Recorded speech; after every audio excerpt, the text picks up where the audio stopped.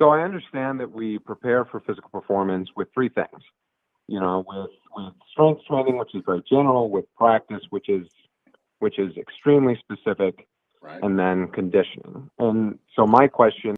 I don't know that conditioning is the third wheel here, but let's go ahead. Maybe your question will reveal the problem with that assumption. All right. So how specific should conditioning be to a given activity? Well, conditioning in the general sense of the word means cardiovascular work at some level of intensity, right?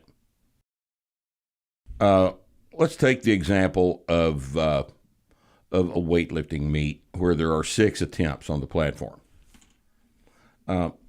There's not really a conditioning component for that, is there?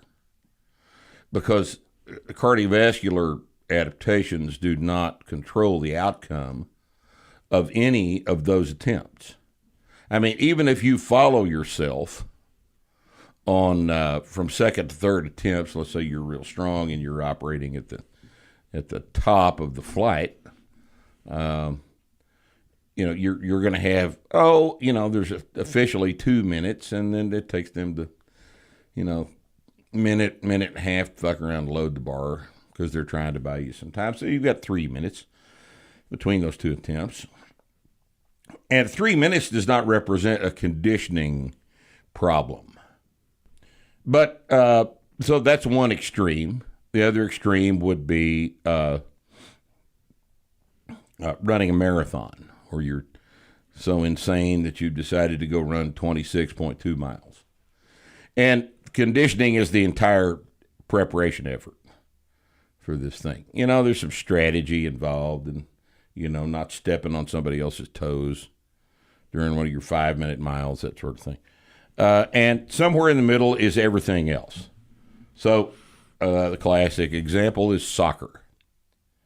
Okay, let's play a soccer game. Now, depending on your field position in soccer, if you're defenseman in the back by the goalie, you're not running around very much, and your efforts back there are a series of anaerobic bursts, mini anaerobic bursts, little sprints to get to the ball, right?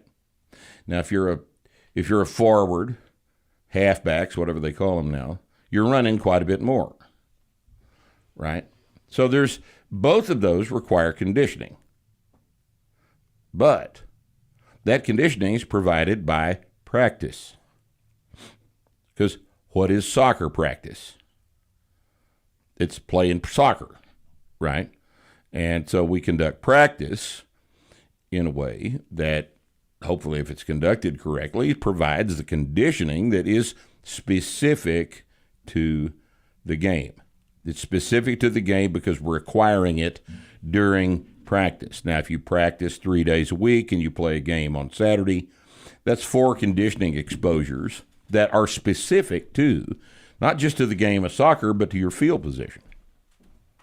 So, in other words, a lot of the time, I'd say a lot of the time, conditioning for the event is provided by the practice component. So really, there are only 2 components, and that's training and practice, and the 2-factor model provides for both of these. If you just step back and understand what practice involves. Conditioning is part of the first factor. Conditioning falls under training. Conditioning falls under training, sure, but it's provided for by the practice. You see what I mean? So really, this is grounded for me I box. I'm a boxer, and I'm the thing I notice first. Strength is fine. Working through the program, and I know how to practice, but I just get gassed. Very very quickly. So is it really just going to be a matter of doing it over and over and over until it becomes easier? How are you practicing? Are you running road work? They used to call it in boxing. Those guys have been very reluctant to give up on jogging. I don't know how jogging provides for the conditioning that a 3-minute rounds would provide. And a 3-minute round is is 50 10-second rounds, so it's not really a 3-minute round. Right. So think Again, about anaerobic bursts. So look, here's your answer. You're familiar with our book Practical Programming, yes? Okay, so on the cover of that book, there's the graph that shows the performance curve and the law of diminishing returns and all that. So conditioning follows that same trajectory, even though that's about strength. But if you think of conditioning along that same path, when you are new at a sport, doing the sport will provide sufficient conditioning. As you do the sport more and more, and as you become better conditioned, your conditioning will have to be more specific and individualized.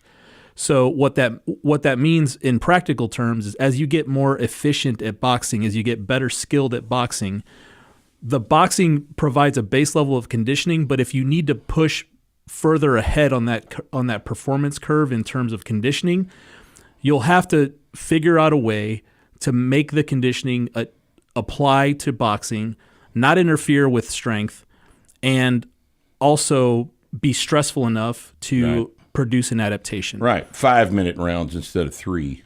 Hit the bag harder. Hit the bag in 5-minute rounds. Hit the bag harder. And then, if you need to do stuff outside of the sport, then you use the thing that's the most efficient and easiest and least taxing in terms of wear and tear on your joints, which would be something like a prowler, or an Airdyne or something. Now, here's another important thing to keep in mind with respect to that diminishing returns curve.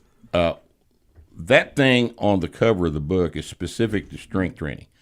And you'll see that curve covers a very long period of time, years, right? Conditioning is different. The shape of the curve is the same, but the adaptation comes on much, much, much more quickly. It's not structural. It's a metabolic adaptation. In other words, we're changing the chemistry in the structures that are already there, right? It also goes away very, very quickly, all right? And this is why you're familiar with two-a-days in high school football, right? 2 weeks, they train you two-a-days, and they beat the piss out of you, and amazingly enough, 2 weeks later, you're in pretty good shape because it's a conditioning stress, and conditioning is adapted to quickly, but you lose a conditioning adaptation very quickly as well. This is what is wrong with the military conditioning all year round, all right? It comes on quickly. You get to where you can run 5 miles in a fairly short period of time. But continuing to run 5 miles once the adaptation has already set in is extremely counterproductive for strength training because it fixes it up so you can't recover from your strength training. All right, this is what's wrong with CrossFit. It's the same thing. You can't get strong doing CrossFit because the constant emphasis on conditioning is a competing adaptation for strength. And everybody is aware of the fact that strength is more beneficial for the vast majority of tasks except for the 26.2 thing. Right. So strength training needs to take priority. Conditioning is provided for, typically for most sports, by practicing the sport. There are exceptions to that, and there are situations where a little more conditioning must be done. But to answer rare. your original it's extremely question, rare. Conditioning falls under training in that both of them are accumulated physiologic adaptations. They are not skill. But in the case of soccer and in most other sports, tennis, racquetball, fencing, boxing, the practice of the sport provides the conditioning aspect of the accumulation of physiologic adaptation. So we're still back to the 2-factor model. It's not a 3-factor model. When you're talking about sports, especially anything really, anything that's not long distance running, the strength and the conditioning part are intertwined. So don't forget that. You can't separate the two out. And what I mean by that is as you get stronger, because people think they're either working on conditioning or they're working on strength. As you get stronger, what happens to your ability to do conditioning, whether it's doing the sport, hitting the heavy bag, or if you choose to do some other shit for conditioning. But what happens to your ability to hit the bag harder, to push the prowler harder? You're increasing. I don't know if you guys remember, like 10 years ago, work capacity was the buzzword. But what happens to your ability to tax your system as you get stronger, as your deadlift goes from 2 to 3 to 4 to 500 pounds? You can hit the bag harder, and therefore every bout of conditioning within your sport is more stressful, and you get better conditioned because of that. So strength always takes priority. The sport is the second is the other thing that you're practicing in terms of the two factor, and then conditioning just comes along for the ride. If you find 3 years into your sport that your practice is not enough to get you where you're not gassed, you either need to get more efficient with your technique, or you might need to add a little bit of stuff. But you might need to pay more attention to your diet, because a lot of that terminal endurance stuff has to do with what you ate that day, and that can't be emphasized enough. If you go into a 3-hour football game having not prepared your blood sugar levels to get you through the thing, you're fucking up. Sure, man. of course. You have to pay attention to all aspects of this. But if practice is being conducted correctly, generally speaking, practice provides the conditioning aspect of training. Okay?